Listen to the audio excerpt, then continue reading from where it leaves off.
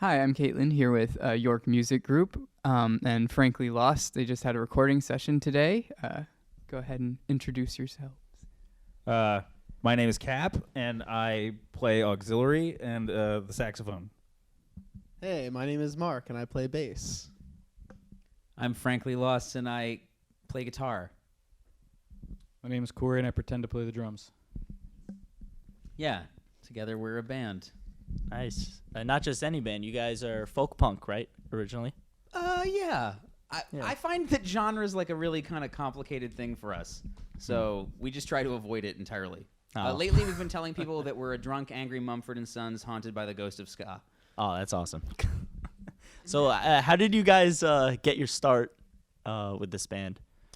In 2016, I recorded a album in a van on an iPad, and I just kind of like fired it out into the world while I was still before I lost my nerve, and then decided that it was a solo album. It was just me. It was like a lo-fi acoustic guitar solo mess, but I just took it on the road and started playing music with people, and then playing music for people.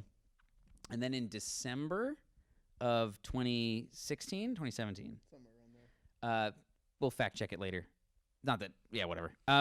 And Mark asked if he could basically be a part of the project on bass, and I've always had a massive amount of respect for him as a musician and as a bass player.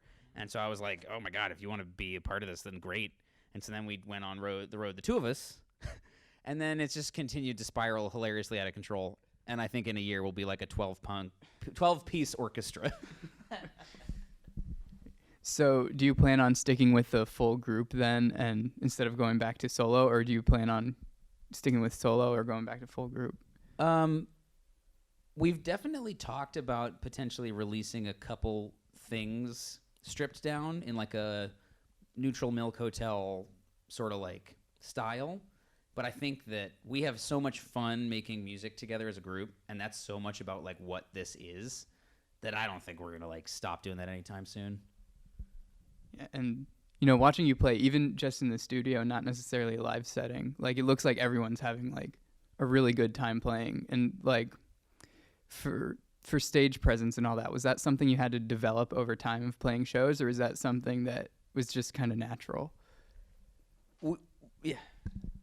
I think we all have involuntary musician syndrome, where it's like, if you ever watch like a violin player, like a really involved violin player, they're all over the place. They're just all over the place, and I think there's a certain type of person who can't not do that, and I think that we're all that type of person, especially Mark.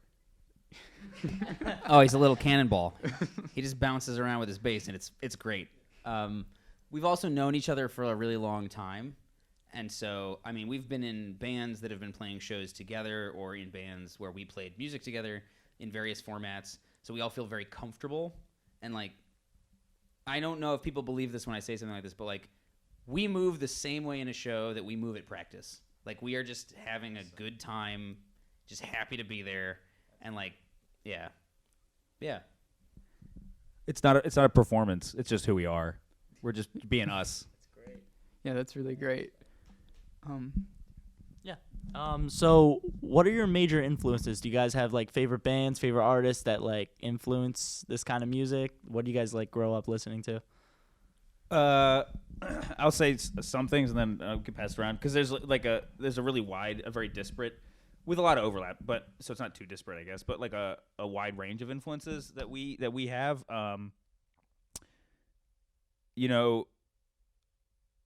Third wave ska music was like a really big thing when we were growing up, so that was kind of unavoidable, says the horn player, and so definitely that.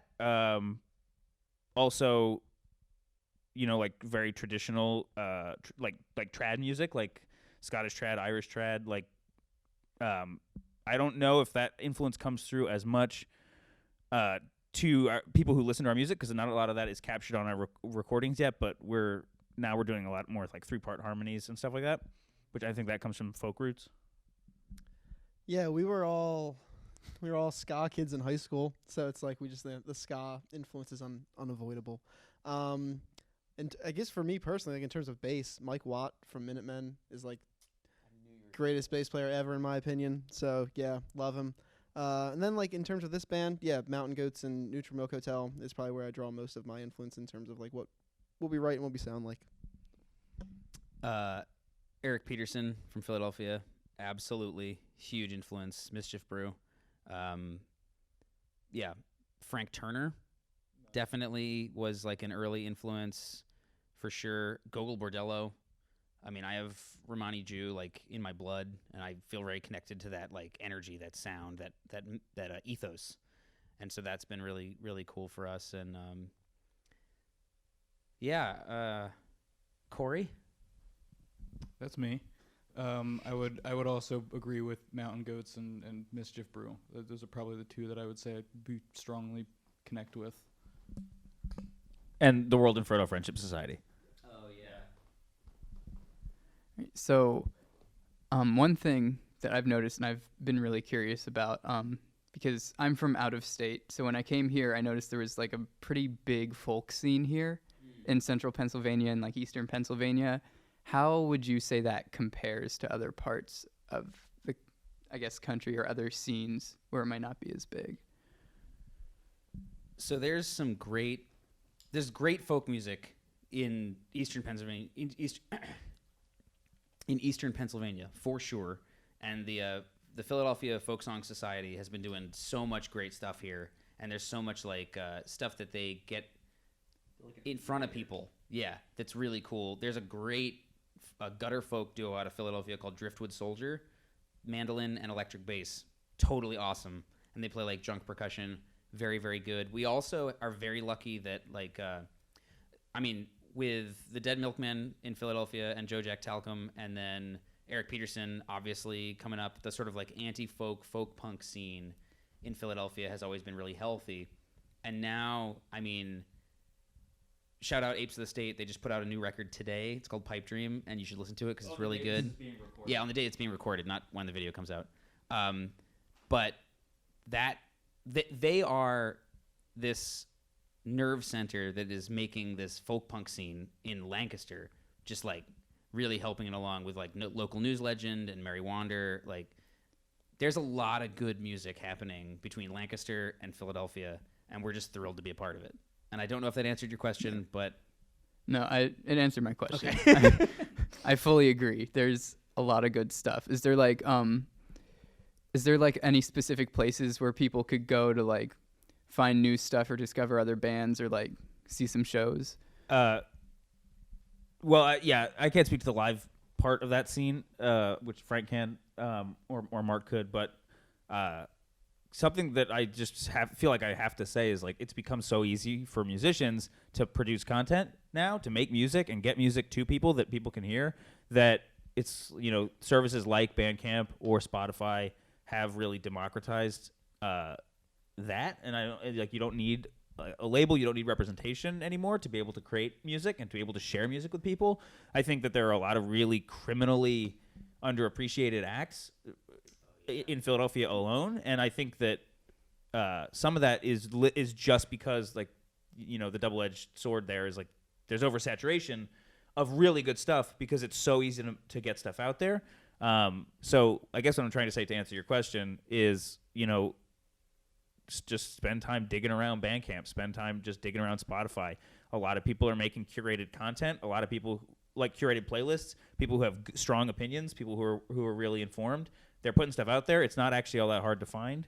I don't know, as far as live stuff goes. Oh man, I mean, the house scene, the house show scene is alive and well. There's a great venue in York, PA, called Skid Row Garage that's been doing just great DIY stuff for like a while now, and so that's local to here specifically.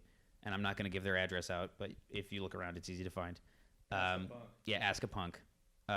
Surf Shack in Philadelphia, which has been going forever, and Pharmacy. We love Pharmacy in Philadelphia. They've been very good to us, and it's a place we love to play.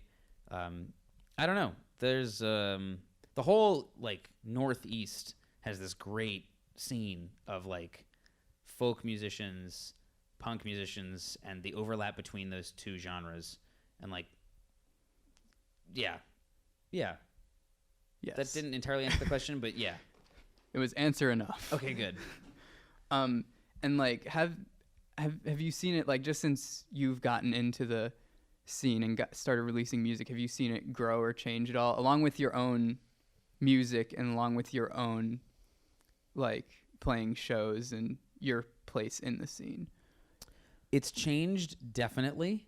I think that the genres that we inhabit are sort of going through this pretty active evolution right now, where you have a lot of musicians in what is like largely considered folk punk, either leaning very heavily in like a folk singer-songwriter direction and getting more introspective and gentle and this like really community focus and like this beautiful thing that is happening, which I love. And then you have people who are picking up like drummers, and instead of going from like a washboard and like a gut bucket, you've got like a drummer and electric bass, and like that is definitely a direction that people are going in as well. And I think it is creating this like lack of middle ground, but I think it's really good that it's happening for both halves of the genre, because like people are following their truth, and that's where like good art comes from. Yeah. And to add to that, like something that I've noticed in just the essentially like 3.5, 4 years since I started, because I started as just a fan of Frankly Lost, just like going to Frank's shows, listening to play music. Since then, from them to now, I've already noticed that people are getting so much more confident varying their instrumentation and just trying out new stuff. Like, one of the things that makes it hard to the point earlier he made about genre, that makes it hard to nail our genre down, is that, you know, the composition of, like, you know, you think of a traditional alt-rock band, or like that's you have a bass, you have two guitars, you have a drummer, somebody's singing.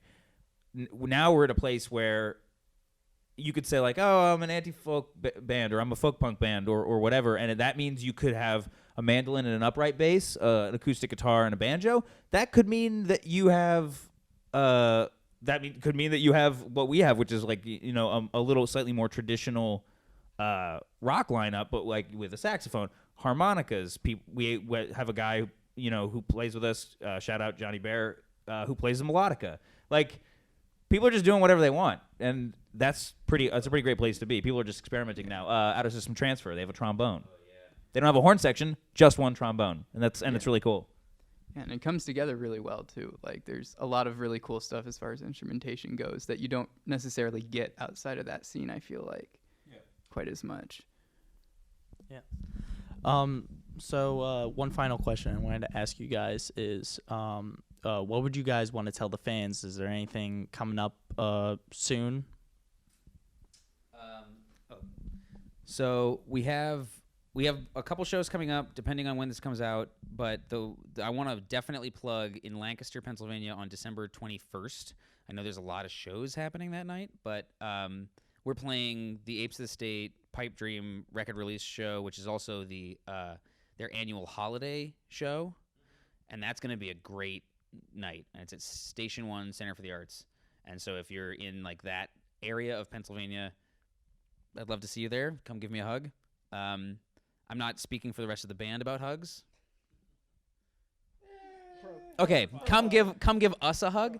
And then early next year, so like end of March, the weekend of the 20th in March, we are playing a festival in Dripping Springs, Texas, which is like half an hour outside of Austin, called Folk Shit Up. And that's going to be awesome. If this kind of music appeals to you and you can get to Texas, or if you're in Texas already. Yeah, that's a good point. That's going to be great. And it's going to be really good for us. And we'll probably have some kind of like something exciting that will happen between now and then to also, you know, because like, so yeah. Yeah, that's the answer to the question. That's cool. Awesome. Well, thank you guys very much for coming in here and recording and being here doing this interview. My name is Mark. My name is Caitlin. And this is Frankly Lost, everybody. Thank you guys so much.